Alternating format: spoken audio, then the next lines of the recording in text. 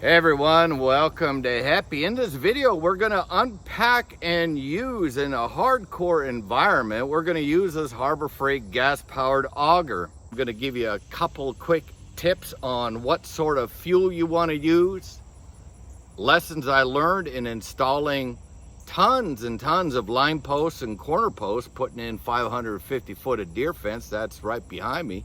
Roots are not your biggest problem. And I figured out how I'm going to use this critter to plant trees, but plant them right. One of our 450 edible plants will be planted using this critter today. We're going to take it up a notch. Be a slightly different wall. I'm curious to know if I'm going to get right down here. You can see that ladybug larvae. Pull the thing down like a monkey. So quick note, the videos for this film were filmed across like a 3-month period as we were installing this deer fence. I used an older iPhone and the audio sucks. This is a new camera, better audio, blah, blah, blah. You'll have to tolerate the bad audio intermittently. So 2 horsepower. A lot of very positive reviews online. $200 on sale. I think they go for about $240.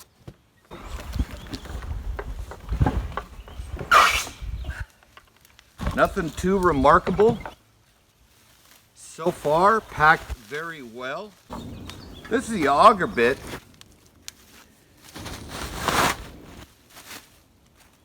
Slips right onto there. Get the pin in there and get the cotter pin in. And as my mom would say, schon wieder etwas. We already got something done. Basically some fuel in here, 50 to 1. What we do around here is go to a local airport, fill up about 20 to 25 gallons of airplane fuel. Pour in some airplane fuel, pour in 1 entire container of this, shake, invest in something that works. Those small motors are not overwintered with fuel in the tank. More importantly, fuel in the carburetor. This device comes with some pretty cheesy little tools.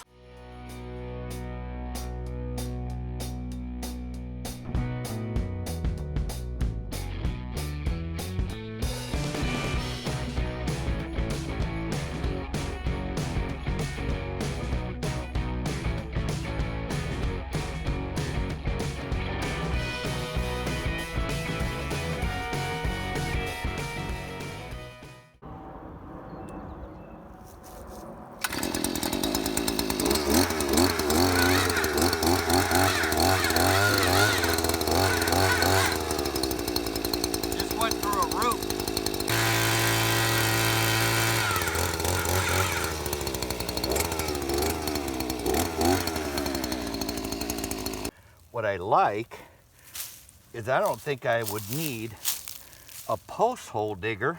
Very little bit of fine soil in the bottom, and this would be perfect for a 2-inch sleeve slipped into there with concrete around it, and that's exactly why I paid $200 for that sucker. So I ended up buying an extension. The corner poles that we're setting into concrete need to go into the soil 36 inches deep. And our gas-powered auger goes maybe 30 inches, probably at best.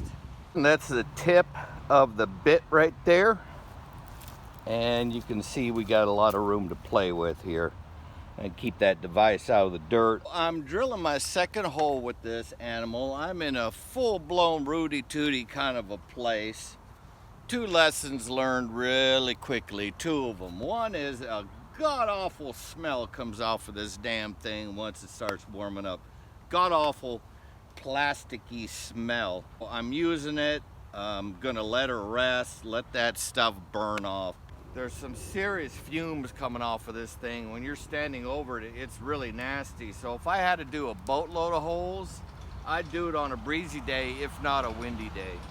This auger can get stuck on roots. If I got the blade, the auger, still above ground level, you just grab that auger, the blades, they're not sharp, have a pair of gloves on and back her out.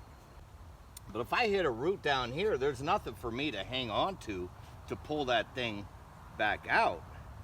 So that's kind of weird. So you have to be very careful once you get really deep. These augers just literally suck into the soil real well.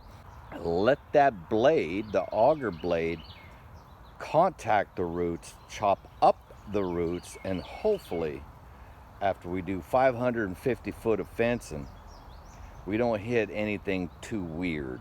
What seemed to be helpful was this, I don't know, I think it's 1 3/4 inch Earth Auger off of that cordless drill. So that was a cool little pilot hole. That gave me an idea of what I was running into, but essentially it's a number of roots, a little pilot hole action, and that Harbor Freight critter. Let the blades do the cutting. One more thing about this auger. Down in this area, I've got a lot of like river rock down in the soil of varying sizes. This was the biggest one. This auger don't go through any sort of stonage kind of action. That right there is a big, tall American holly. Roots are not the issue. I started hitting rock right away, and you know you're hitting rock. You can hear some scratching, you can hear the firmness, and your auger is gonna go absolutely nowhere into the soil. So I've been fighting with this hard piece of steel and sometimes using this little persuader.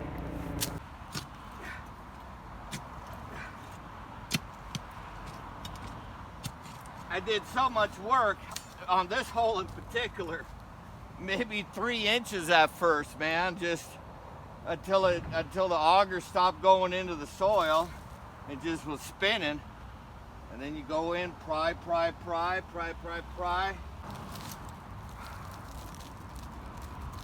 I'm not saying any one of these rocks stopped the auger. It's really a combination of it. And I think what I'm saying is, bottom line, have yourself some prying tools. Very dangerous on the wrists. You know, if you get resistance, you want to be able to let go quickly.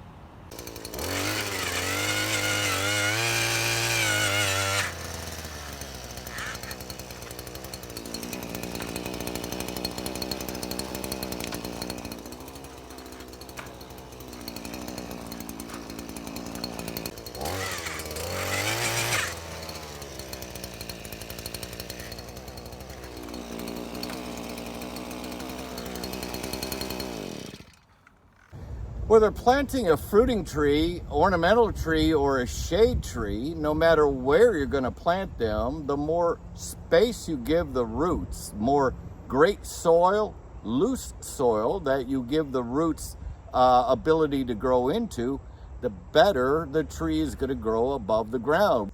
This is going to save me from digging holes, because really all I need to do is loosen it up. Then we're going to take out the native soil, mix it with some decomposed wood chips and a little bit of black compost soil. That's all this western soapberry tree is going to need. But what I need is a runway for those roots. I need those roots to go. The other huge advantage to having tree roots a place to grow into is they will become drought tolerant very quickly. It is very likely that this western soapberry tree will not need any water already by next year. And that's because the roots had a place to go.